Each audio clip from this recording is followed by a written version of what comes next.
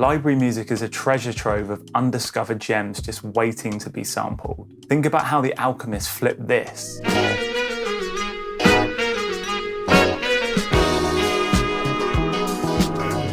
With the Caesar salad, but the dress in Italian. Had to break out the wheel scales, took a day to count. And how Madlib flipped this.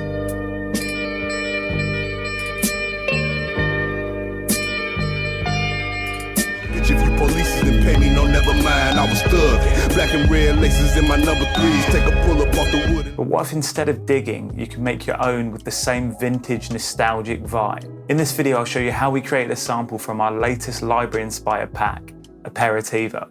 And make sure you stick around because I'll also be announcing our next beat battle with some great prizes up for grabs. Before I show you how it all came together though, here's the finished sample on its own.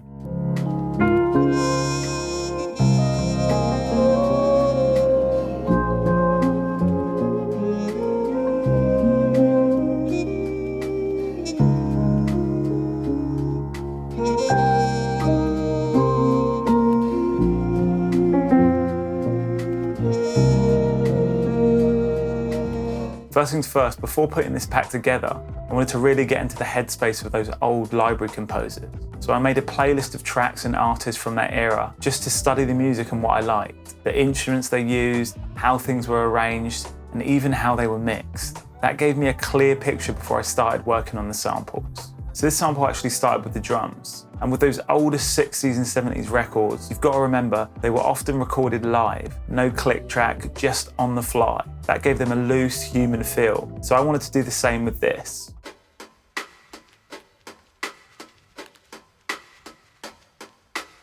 And I used addictive drums layered with a subtle rim snare and ran it through RC20. And that plugin's doing most of the work, shaping the sound from super dry to more filtered and soft, cutting the highs, adding some reverb, and a touch of noise. All of that makes it feel less like a clean modern kit and more like it's been lifted off tape. Next came the piano.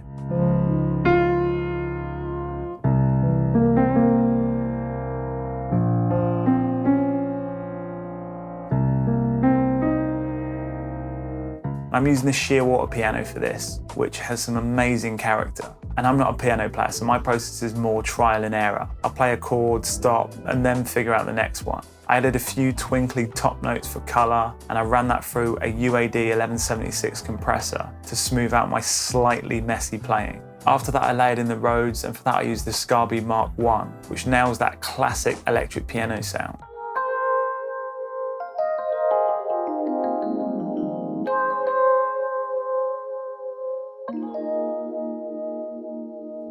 And Rhodes were everywhere in the 70s, especially in jazz-influenced library music. Here it's dovetailing the main piano, filling out the harmony and adding some movement with little arpeggios down the scale and chord inversions.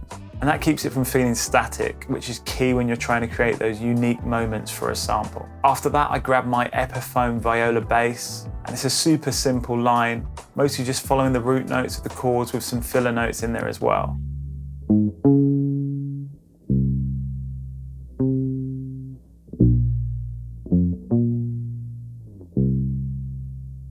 And that's really common in these library tracks, bass lines that hold down the harmony without taking too much of the spotlight. And I DI'd that straight in, and I used the Corey Wong archetype as an amp sim for some color. And blending a live element like this with the plugins helps give it that human feel. So those were the four main elements: the drums, the bass, the keys, and the piano. So next up, I wanted to add some extra flourishes. First up came a muted trumpet, and that's from Session Horns Pro.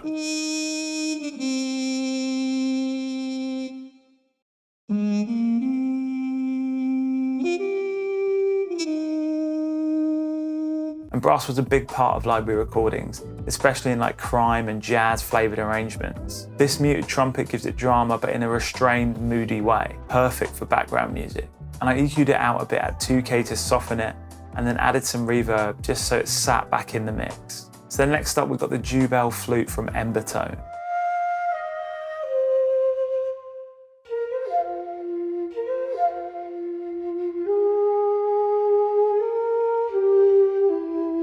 And woodwinds like flutes were really common in European library music, often doing these conversational lines, almost like a call and response with the other instruments. And that's what I've gone for here, and the little slides in this library really help sell the realism. To thicken things out, I added a vibraphone from East West Goliath and some strings from the Joshua Bell violin.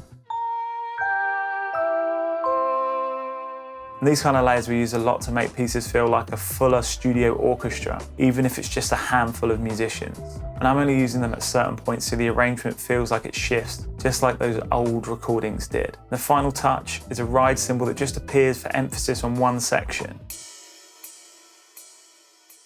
And it's little details like that that makes the track feel alive, like there's a real drummer in the room making actual decisions. So those are all of the main elements, but it's the arrangement that really makes or breaks a sample like this. With library music, you don't just want a 4-bar loop on repeat. The whole point is to create little sections and variations, so every bar could be a potential sampling moment. That might mean dropping instruments out, changing up the chords slightly, or just adding small details so it never feels like it's getting static.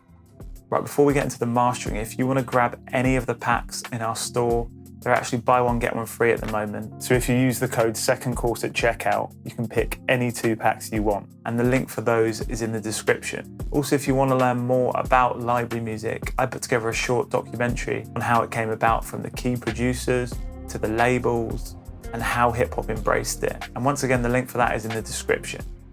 So once the arrangement felt right, the last step was shaping it on the master channel to really glue it all together and give it that vintage character. This is what it sounds like dry first.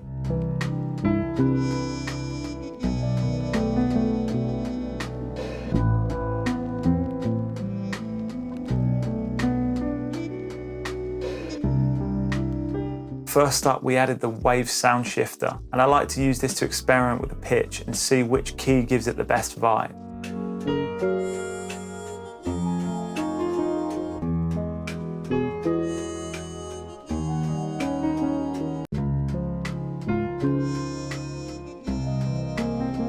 And it's crazy how much the mood changes depending on what key you've got it in. Then I added Slate Digital's Fresh Air, which is a free plugin, and I use that all the time to brighten up the highs and the mids. After that, we've got the UAD Studer A800, which adds a touch of tape compression and saturation. Again, super common in that era. Next up comes the RC20, which is doing most of the heavy lifting. And with that, I started with the preset I got from Minter Foundry, and I tweaked that into a tape fill. That's got some wobble, some noise, and a bit of reverb. And I've even pulled the width in slightly because those older records often sounded narrower than the modern digital mixes. And finally, Wave Studio Rack glues everything together and clears out some of the low-end muddiness just to make it feel like a finished piece.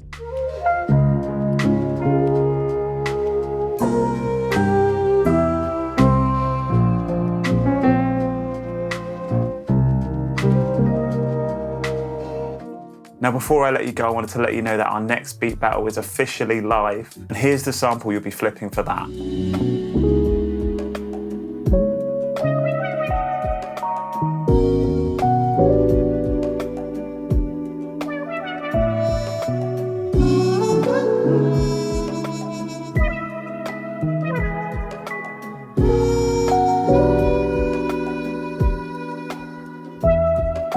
Here's how it works. Download the sample from the link in the description, flip it into any genre or vibe you like, and submit your entry inside our Discord. The deadline for entries is Sunday the 7th of September at 11:59 PM UK time. So you've got 2 weeks to get cooking. And there'll be prizes for the top 3. So first place is going to get the Klevgrand Vintage Bundle, which is 4 amazing plugins, plus all 4 of our sample packs. Second place will get the Klevgrand bundle as well, plus a pack of your choice. And third place will get your choice of any of our sample packs. Once the deadline hits, we'll open up public voting inside our Discord, and I'll also pick a personal favorite. Then we're gonna go live to run through the top 10 entries, announce the winners, and probably get into some beat making while we're at it. And if you've got any questions, drop them in the comments or over in the Discord. Also, if you want to see more behind the scenes videos like this, let me know in the comments down below. If you'd like me to stick with those documentary type videos, again, let me know in the comments. All your feedback really helps me to plan out the next videos.